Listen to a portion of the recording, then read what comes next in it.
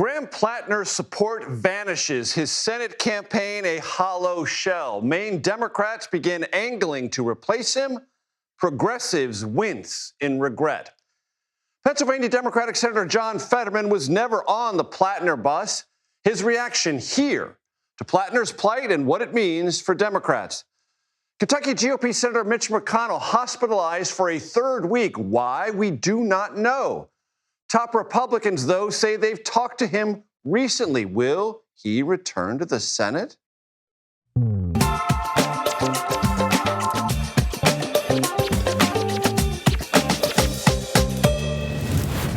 Hello, everyone. I'm Major Garrett in Washington. Welcome to the Takeout. Tonight, we explore the fragility of life and the fragility of a narrative. First, the narrative. Stoked by progressives for months that Graham Platner, a little-known and politically untested oyster farmer and combat veteran, was the best vehicle to harness voter anger and lead Democrats in Maine to victory over five-term incumbent Republican Senator Susan Collins. Bernie Sanders, Elizabeth Warren, Ro Khanna, Ruben Gallego, progressive heavy hitters all championed Platner's cause.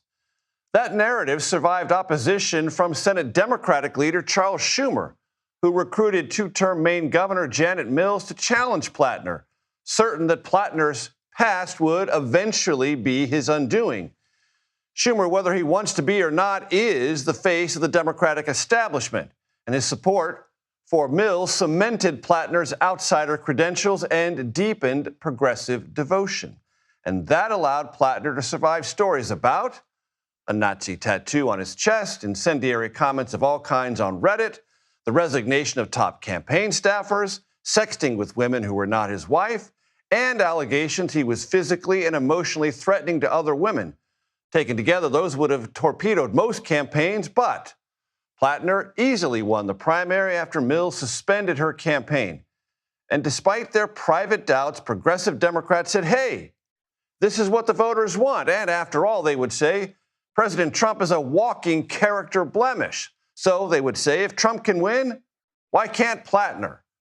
That narrative held until yesterday, when Jenny Rassicot told Politico and CNN that Platner sexually assaulted her 5 years ago. That allegation had credibility behind it. Platner, though, denied the charge, but the endorsements soon vanished. Sanders pulled his today, telling Platner to get out of the race, or advising him as such. New York Mayor Zoran Mamdani never endorsed Platner, but his aides helped him along, and now Mamdani wants Platner out. Amid that mounting pressure to drop out, Platner's campaign, what's left of it anyway, is paralyzed. He has until July 13th to decide, and if he withdraws, Maine Democrats have until July 27th, not much time, to name a replacement. There is uncertainty also about another U.S. Senate seat. Kentucky Republican Senator Mitch McConnell is hospitalized here in Washington. No details have been released about his illness or its severity. We do know this. Emergency personnel were sent to his home, and that an unidentified occupant of that home was said to be suffering cardiac arrest and required CPR. McConnell, 84, last cast a Senate vote June 11th. There are no details on when he might return to work. McConnell, you should know, makes his way around the Capitol in a wheelchair, and until today, it was not clear even if McConnell was communicating on his own. Amid a torrent of online rumor and speculation, Majority Leader John Thune and Majority Whip John Barrasso said they have spoken to McConnell. A former aide, Scott Jennings, said the same. All use pretty much the same language, describing these conversations as lengthy and wide-ranging. That McConnell is frail is not a secret. What is unclear is if he can fill out the remainder of his term in the Senate. Fragility, human and in narrative form. It's real, and it weighs heavily on the Senate. Begin our program with Caitlin Huey-Burns in Bangor, Maine, as the Platner watch continues and as other Democrats there, if there's a moment and an opportunity, prepare to jump in. Caitlin. Hey, Major. Well, we just landed here in Maine, and I can tell you that we don't yet know what Graham Platner is going to do. Yesterday, as those calls were growing for him to drop out of the race, he said that while he denies the allegations vigorously, he did say he's going to take some time and reflect on next steps. And since then, the calls have grown even louder, reaching all the way up to Bernie Sanders, who was his top champion. That was sort of the last shoe to drop. And now the writing is on the wall. It just all comes down to what Platner decides to do. And he's up against a very tight deadline, Major, as you mentioned. By next Monday, he has to drop out of the race in order to let the Democratic Party here in Maine pick a replacement. If he doesn't drop out by then, that's it. It is done. He would be the nominee on the ballot in November to take on Susan Collins. So he has about a week to make this decision. And I can tell you, Major, that Democrats are very eager for him not only to make that decision, but to make it fast so that they can start this process. And Maine Democrats are still trying to figure out what to do. Some of them have already expressed interest in vying for this seat. One of them includes Troy Jackson, who ran unsuccessfully for governor in the primary just a few weeks ago. He has already launched an exploratory committee with the FEC to pursue this, perhaps. But it puts the Democratic Party in a difficult position in all sorts of ways. The immediate concern is how, if he drops out, how do you possibly pick a replacement that does a service to the voters and also gets this moving fast so they can take on Susan Collins? The Democratic Party here is trying to figure out whether that looks like a state convention, a party convention, whether they pick someone themselves. They are likely to anger folks left and right about this. So it really puts them in a difficult position, not the least of which puts Democrats nationally in a difficult position because they were eyeing Maine as one of those key seats to win in November in order to take control of the Senate. They really can't do it without this state. Caitlin Huey-Burns in Bangor, Maine, thank you very much. I appreciate it. Pennsylvania Democratic Senator John Fetterman joins me now. Senator, always good to have you on the program. You saw this coming, did you not? Oh, yeah. Hi. Oh, well, yes, of course. I remain fascinated with the left just got all in for this total dirtbag, and I mean, it's not like, how did we not know this was going to happen? I mean, he is a liar. He lies to his own wife. He was sending sexually explicit messages just as a newlywed and spent an entire decade on a platform like Kick that's for anonymous kind of sexting. And it's really impossible to really discern on exactly, are these people really legal adults too? Now lied. He came to the caucus last month and said, oh, no, there's not going to be any more things. And now, Bernie Sanders' main man just said on CNN yesterday that Graham Platner raped me in my apartment back in 2021. And now why aren't people talking more about that poor victim? She had the courage to go on CNN and describe this trauma, how Graham Platner raped her. So in all of these kind of statements, not one single one that I've read now mentions this poor woman. My thoughts are with her. And he brutalized her that night. And now, why did so many people were willing to dismiss the New York Times report last month that described that he was problems with violence, with women as well, too? So what do you believe is the responsibility of those progressives within your party, Senator Fetterman, who stood by Platner for week upon week upon week upon week? Do they have to explain something? Do they have to apologize? And if they do, who do they explain it to and who do they apologize to? Well, more than anyone that put someone like P. Hustle on the map, that was Bernie Sanders. He threw out all his substantial kinds of political capital, on the left, and he described him, he is the next best thing coming. And why? Why at what point? His record is what? A Nazi tattoo, saying terrible and offensive things online. And now abusing women that he happened to date. What's the appeal now? So I would just encourage him now, humble yourself. Your main man just was on CNN yesterday and described your main man raped me in my apartment. And now only thing he could say that they might have some serious allegations.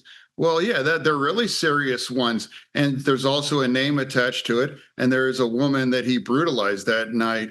So he seems now he's entitled to be a part of this conversation to pick the next one.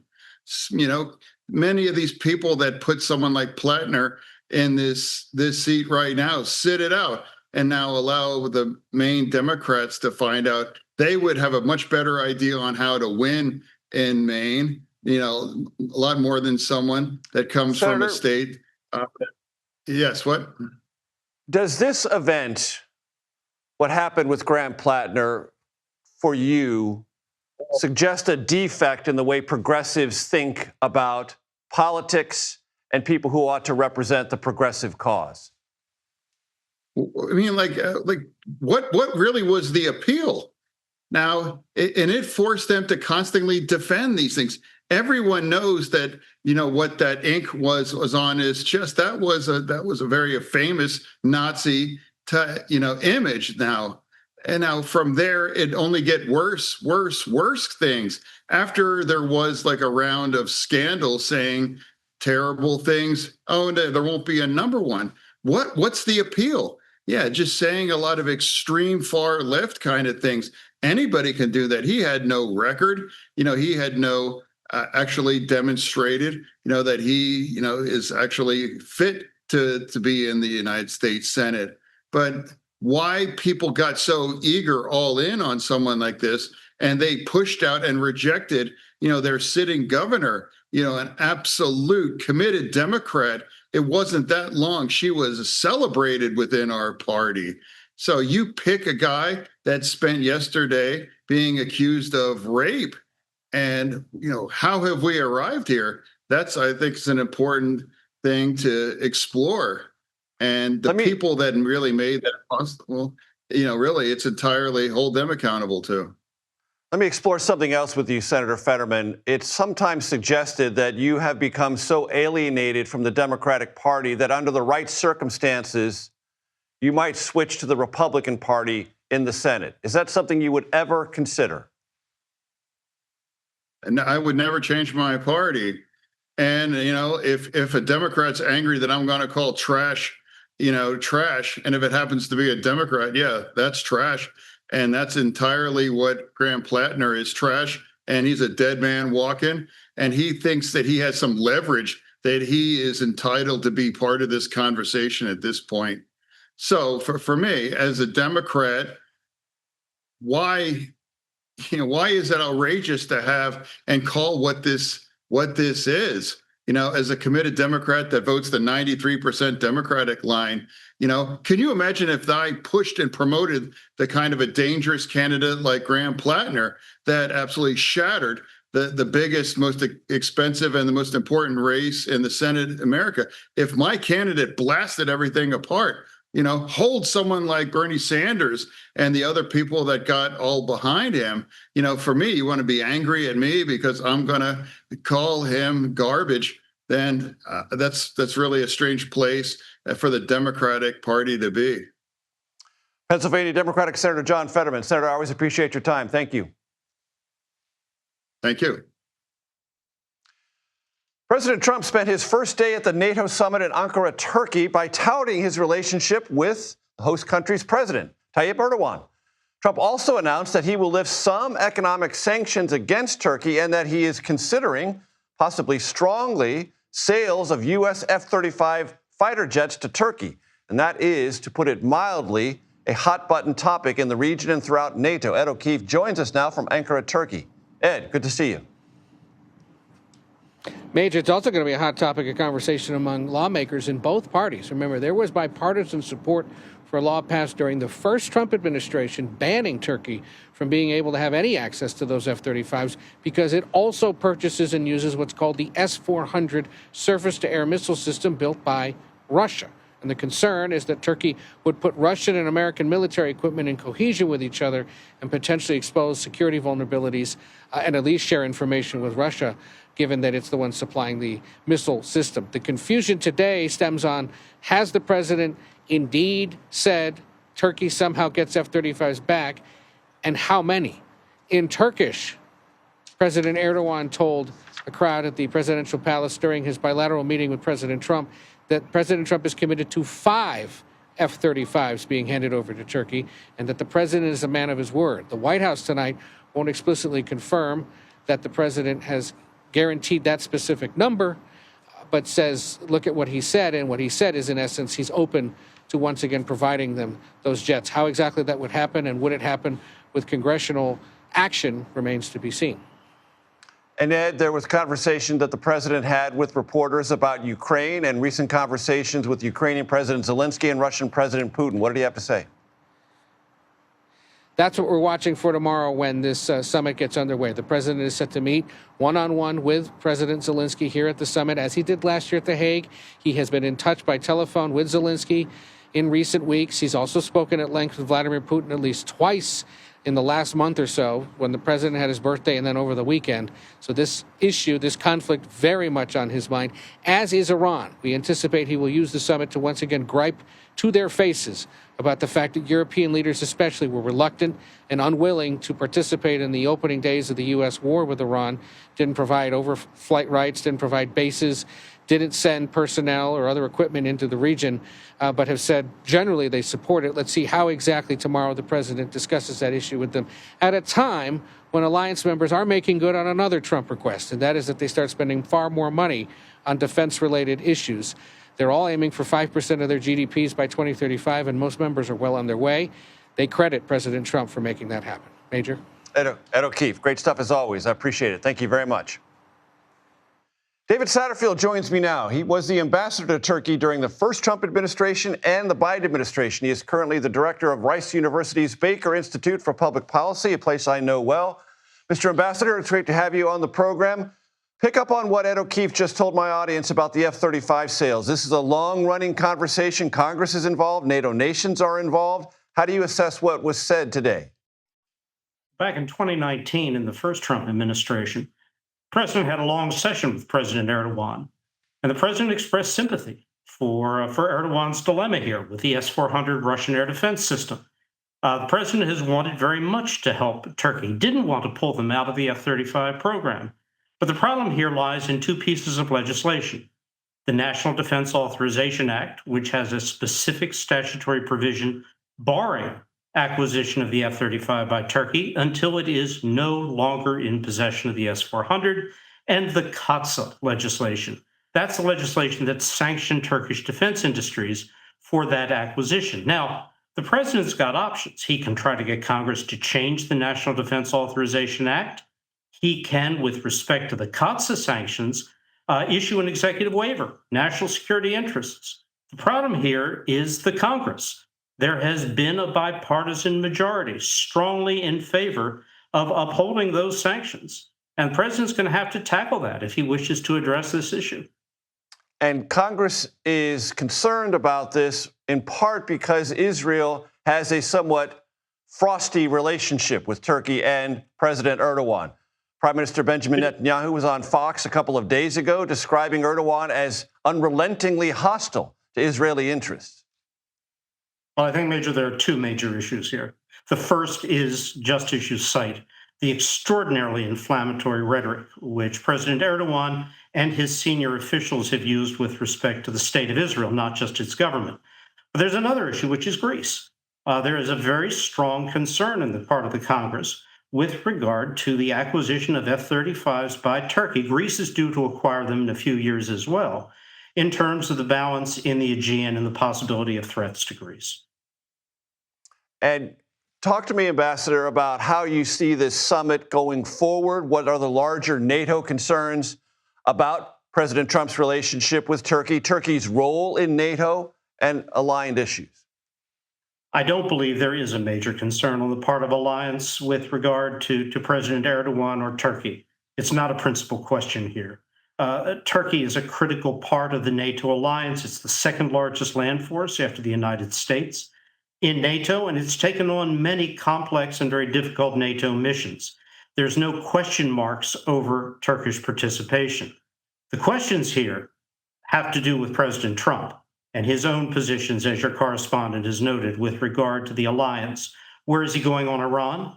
What happens, particularly considering the events of today, with the suspension of the waivers on Iranian oil exports?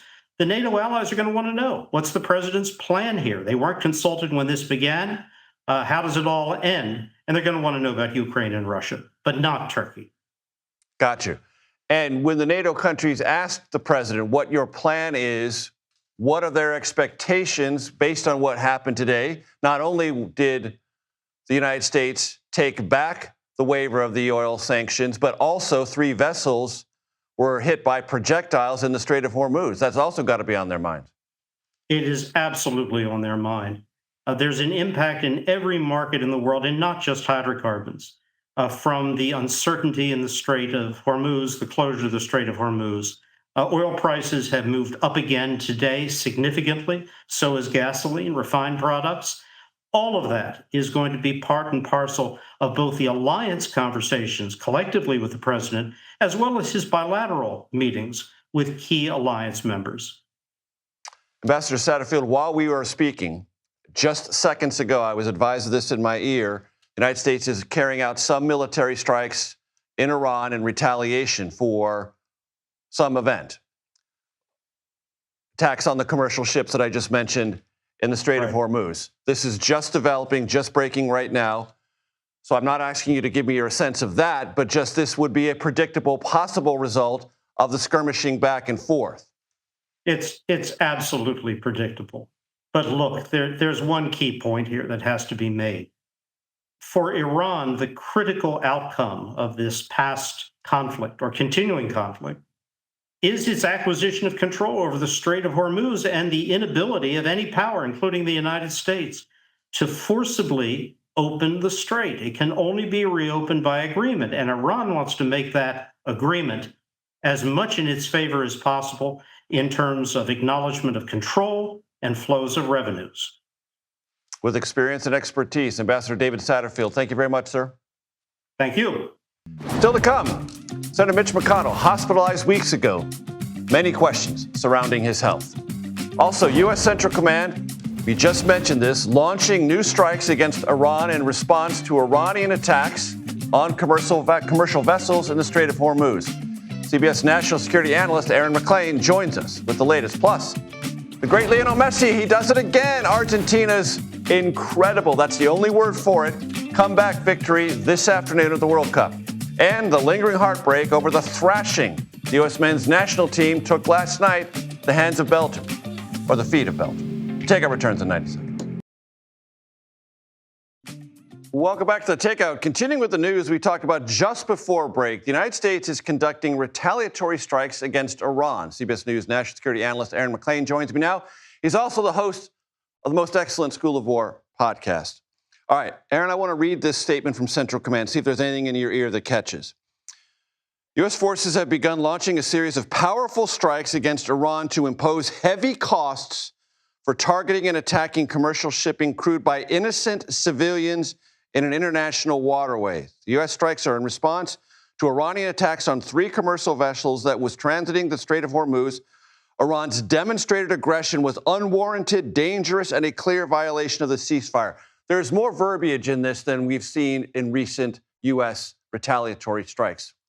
What, if anything, makes an impression upon you? Hey, good evening, Major. So we're going to have to see as more information about these retaliatory strikes come in as to whether or not they amount to more than what we saw last week. You'll recall we were talking about very similar news last week when Iran was striking ships here in the so-called Omani Channel in the Strait of Hormuz. The United States hit targets here along the Iranian coast, basically targeting the radar systems and other systems involved in these Iranian strikes. Will the retaliation be limited to that? My estimate based on past behavior is probably. or will we be striking things further abroad in Iran? Also, there's this question of the revocation of the waiver allowing Iran to sell its oil. That's big news today. Explain why that is so important. So, in addition to this now exchange of fire in the Strait, the United States today essentially revoked one of the key pillars of the Memorandum of Understanding that's only been in effect for a couple of weeks now. The United States had two ways to punish Iran economically in the Strait. Primarily, there was the blockade, which the United States was running here, and then there was this legal system by which any oil that could get through for whatever reason couldn't be sold legally. Well, today we made it illegal again. So the question is, will this blockade come back into action? And will these strikes be more than the sort of tit for tat that we saw last week? And this injects, does it not, Aaron, uncertainty into the flow through the Strait? Oil markets late in the afternoon upon getting this information trended up. That probably will continue tomorrow. I think it's very possible we're going to see some bumpy days ahead here. Iran really since Saturday. There was a quiet week last week, and then beginning on Saturday, we saw reports of Iran harassing shipping in the Strait, which led to these strikes in the last 24 hours or so. One of those ships that Iran struck, a natural gas tanker, was reported to be on fire. Not a good thing on any boat, let alone a boat carrying large quantities of natural gas. And now you have the United States really responding meaningfully. I actually think the revocation of the waivers is more significant potentially than these strikes, depending on what we hear about the strikes themselves.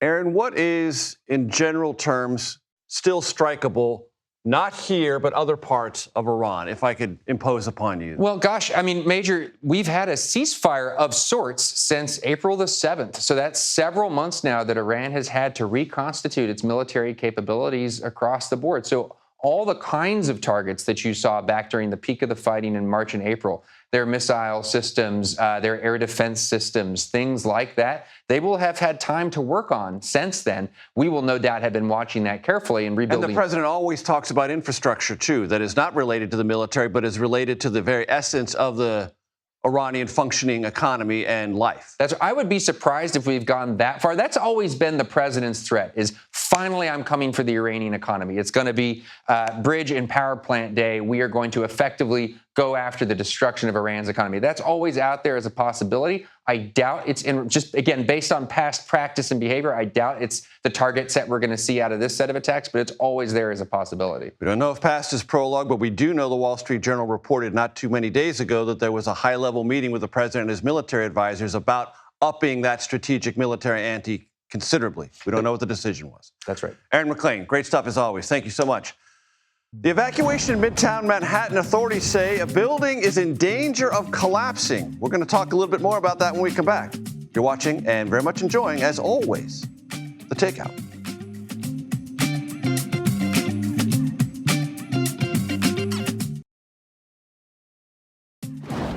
Welcome back to The Takeout. Here's a look at what else you are watching this evening. A building, high-rise building, Midtown Manhattan, is in danger of collapsing. Today, officials evacuated said building, which is under construction and is just blocks from Grand Central Terminal. Support columns in the old Pfizer headquarters were buckling, and several floors were, we are told, sagging. That building is currently being converted into an apartment complex. Happily, no injuries reported. Former NFL player Marshawn Kneeland, who died by suicide in November, has been diagnosed with CTE by researchers at Boston University. CTE is a degenerative brain disease found in people with a history of repeated head trauma. The Dallas Cowboy defensive end was 24 years old when he took his life. In a statement, his family said, "We share this information to help people understand what NFL and other high-contact sport athletes might be struggling with. Raising awareness is important to us," end quote. The director of Boston University's CTE Center said it has found CTE in nearly half of the athletes it has studied who have died before the age of 30. The alleged Charlie Kirk assassin was in court for a second day of his preliminary hearing. Prosecutors presented evidence against Tyler Robinson. It included videos appearing to show him in a sniper-like position during the shooting and limping around the Utah Valley University campus afterward. Prosecutors are seeking the death penalty. Robinson has yet to enter a plea. Questions continue to persist about the health of Kentucky Republican Senator Mitch McConnell. He's not been seen since he was hospitalized June 14th. Our Torian Small joins me now from Capitol Hill. Torian, there was a concerted effort among senior Republicans in the Senate today to say they have engaged, at least in conversation, with Senator McConnell. But beyond that, they didn't have much more to say. Yeah, and Major, I think what's most striking about this story is the fact that a lot of the information we're receiving is pretty much secondhand information from his colleagues and not necessarily from his Senate staff. The last time we heard from his staff was about a week ago when they said that the senator was encouraged and thankful for the outpouring of support he's receiving and that he's recovering well during his stay in the hospital, that he's working with the staff, but nothing beyond that would describe his current health status. We heard from a spokesperson for Senate Majority Leader John Thune, who said that he spoke with McConnell yesterday, describing that conversation as engaged and saying that they talked about a number of conversations, including national security. Senator Barrasso's staff said that the senator talked to him earlier this afternoon.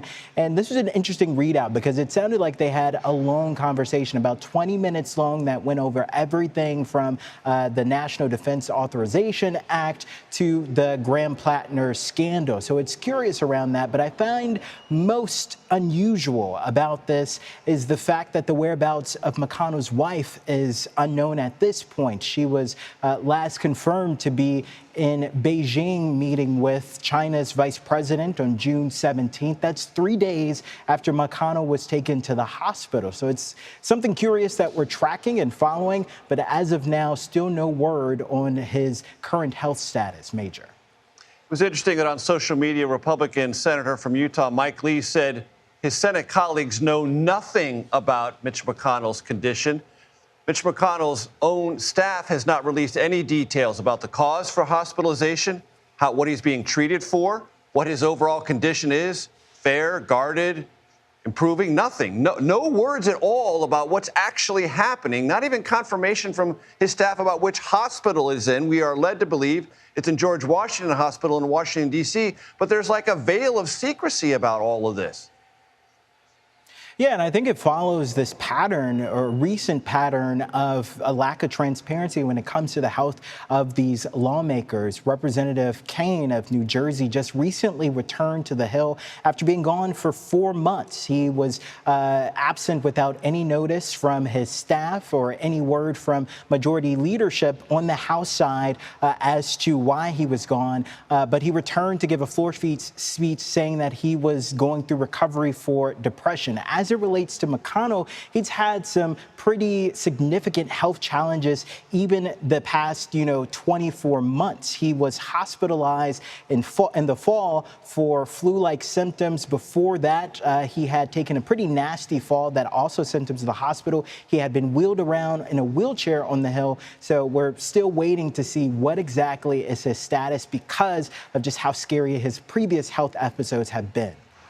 Senate comes back to work next week. We will find out possibly whether or not Senator McConnell will be participating in any of those legislative activities. Torian Small on Capitol Hill, thanks so much. It's the end of the road for the U.S. men's national team at the World Cup. And there was, late this afternoon, an epic comeback by Argentina. The latest on the World Cup. We know you're fascinated. We are too. That's next.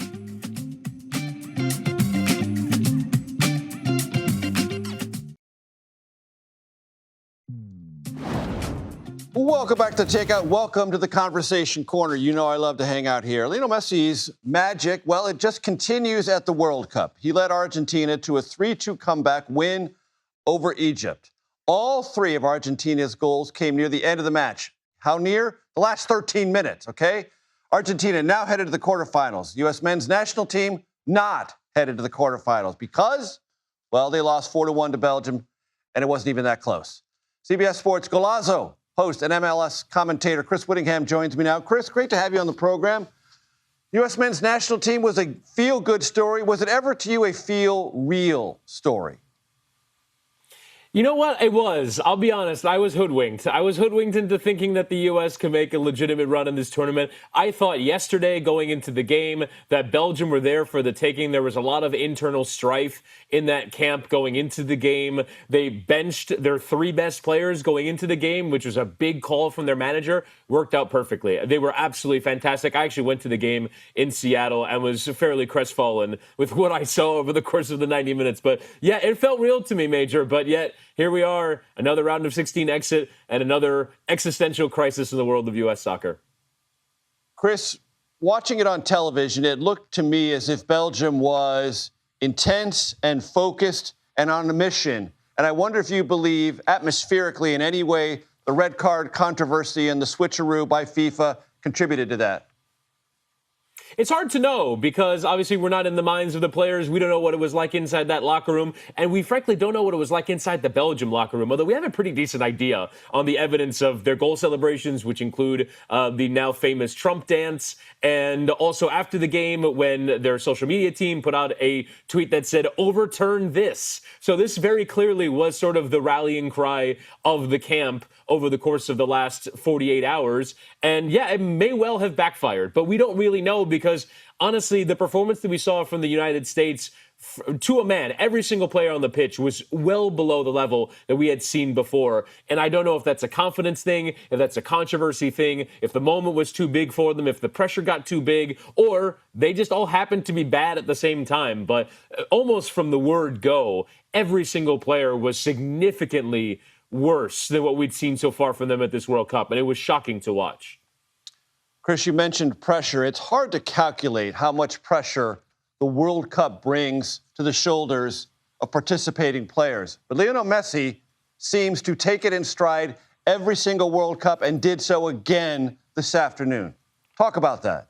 Yeah, he was just absolutely incredible. And it was at the most desperate moment. It's one of the greatest things to watch in sports, no matter the sport that you love, is desperate champions. And that was Argentina at its absolute best, and Messi as an individual at his absolute best. There's 15 minutes left to go in the game. It's been an incredibly controversial game. Egypt have nicked a couple goals on the counterattack. You're 2-0 down, and that would have been an embarrassing elimination for them. And yet, they go out there, and Messi first puts in an absolutely inch-perfect cross right onto the forehead of the attacker to get the opening goal. Then he himself, profiting off of a bouncing ball in the area, lashes one in for the second, and then he's not involved in the third one, but they get one before the end of the 90 minutes, which was frankly shocking in terms of where they were in the game. I think at one point they were 20-1 live underdogs to go and advance to the next round. And so here they are, now winners of the game in the 90 minutes. The thing is, though, I guess in the overall is that this Argentina team looks a little flawed, but how much does that matter when you have this guy, number 10,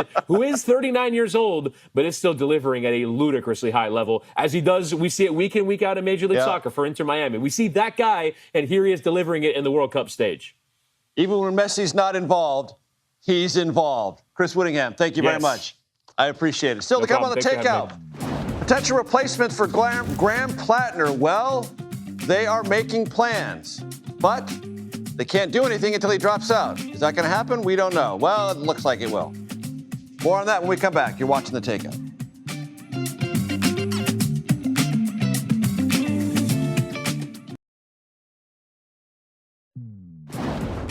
Welcome back to Takeout, the Takeout Tavern. Remember, kids, it's always coffee for me. I keep my wits about me, but it's political panel time. Republican strategist T.W. Riggi, Democratic strategist Matt Bennett. Matt, you are of the Democratic centrist persuasion. I know you have thoughts on Graham Platner. Unload, please. I've got a lot of thoughts. You know, who could possibly have seen this coming other than basically everyone? And yet, people told themselves something that they had reason to believe and probably knew in their gut was false. Why do people do that? Every light was blinking red. People like us were shouting this from the rooftops. This guy is trouble. We know there's more. There are shoes coming. They're going to drop for sure. And we were just gaslit. You have an alternative. Right. The sitting governor, 2 terms, meaning a statewide winner, ready to go. Right. The popular governor. Look, to be sure, Governor Mills, I think now would stipulate that running at 78 is hard. Mm-hmm. And maybe there were other people that should run. But Graham Platner was a terrible choice from the jump. We knew this we knew this right away when the Reddit post came out, and the tattoo came out, and then the information about the women started coming out. Which we should help our audience understand was an Oppo dump orchestrated by Senate Minority Leader Chuck Schumer to try to dislodge Platner, and it didn't work. And Mills looked at that and said, oh, my gosh, I'm out of control of this narrative. The progressive narrative is too strong. And she basically suspended her campaign. She did, but I think it's important to emphasize, like, a lot of this was nationalized. There were these, national voices, Bernie Sanders and Elizabeth Warren, and a bunch of podcasters and others who were coming in and saying, this is the guy, look how authentic he is. He wears plaid shirts. He must be a working class guy, even though he went to a private school and his dad was a lawyer. And it was all made up. And now we're reaping the consequences. Jump in on this, TW. I know you have thoughts. Absolutely. It's what happens when you are slaves to the movement in your party. Republicans saw it in 2010, and we nominated a crop of really bad candidates that lost some races. To win statewide races in the Senate. Correct. The difference is they weren't as bad as this. And we're seeing this not just with Graham Platner, but it's the socialist candidates that are winning across the country. Just today, a gubernatorial candidate in Milwaukee, a gubernatorial candidate in Wisconsin, had to apologize because she called in what she thought was an anti-Semitic hate display. She called the police, and now she has to apologize for this slanderous thing against Israel and against Jews. And it's because the progressives want her to apologize. Is that what you're saying? No, yes. They wanted her to apologize for calling in an anti-Semitic display in Milwaukee, which most people would if they saw it. But no, you can't do that anymore because they are beholden to the radicals in their party. And it's going to be a problem if people in the mold of the candidates that Zoran Mamdani, endorsed in New York or across the country, if they win in lieu of more reasonable candidates. So, Matt, tell me if the conversation in Democratic circles, donors, activists, and others, changes as a result of this Graham Platner situation, which we know is going to end at some point. We just don't know when. But if he's on the ballot after July 13th, give it up. He'll get 7 votes. Yeah, I mean, there is... Will it change? It better. I mean, look... TW's right. We have a really serious problem in our party. We have a growing radical wing of our party, like the Tea Party in the mid-aughts, that is trying to yank the party in a direction that it should not go, that most mainstream voters do not want. What happened with the Tea Party ultimately is they found a charismatic leader, and then the party just turned itself inside out, and now it looks that charismatic leader, in case you're wondering at home, that would be Donald Trump. Exactly. And now it's not the party of Reagan. It's not the party of Paul Ryan anymore. It's this... Or Kevin McCarthy, even. Exactly. But it's important to note here that the Tea Party started, pretty organically. The Rick Santelli rant, the we want less government, we want less spending. It started really well. And then you get these movement candidates like, well, they're with us on taxes, they're with us on cutting spending, vice versa. On the Democratic side, they're with us on universal health care, they're with us on whatever, and we'll overlook the other stuff because it's probably not that bad. Right. Well, Trump had X, Y, and Z on his record. You aren't Donald Trump. No one knows who you are. You haven't been in the private eye for 40 years. More broadly, gentlemen, is there something that has to be reevaluated about this magic term, authenticity? Yes, it absolutely. I mean, it has just become ridiculous. Like, the guy who's doing the best in Senate races for Democrats right now is Roy Cooper. Right. The guy was like born in a blue blazer. He's authentically a politician. Yes. And people really like him. You don't have to pretend to be an oyster farmer. Yeah, and a manager. Exactly. What you just need to be yourself. You don't need to be authentically someone else. You don't need to fall into some demographic category. You just need to be yourself. TW. I don't know if it's quite the authenticity thing. I think the bigger problem is we don't have enough people of good character and good, normal people run for office. And this is the full circle moment because people don't want to get into it because they have to take the slings and arrows online. They have to get every bad thing they've ever done put out there. And now it comes fully around that we're saying, never mind, we're going to overlook the worst. Right. I have all these bad things, therefore I'm real, therefore vote for me. TW Riggy, Matt Bennett, enjoy your spirits. Enjoy the Takeout Tavern. Everyone does. Happy Tuesday, everyone. This is The Takeout, relentlessly curious, reliably civil, and ever so occasionally clever. The Daily Report coming your way next. Drink up, gents.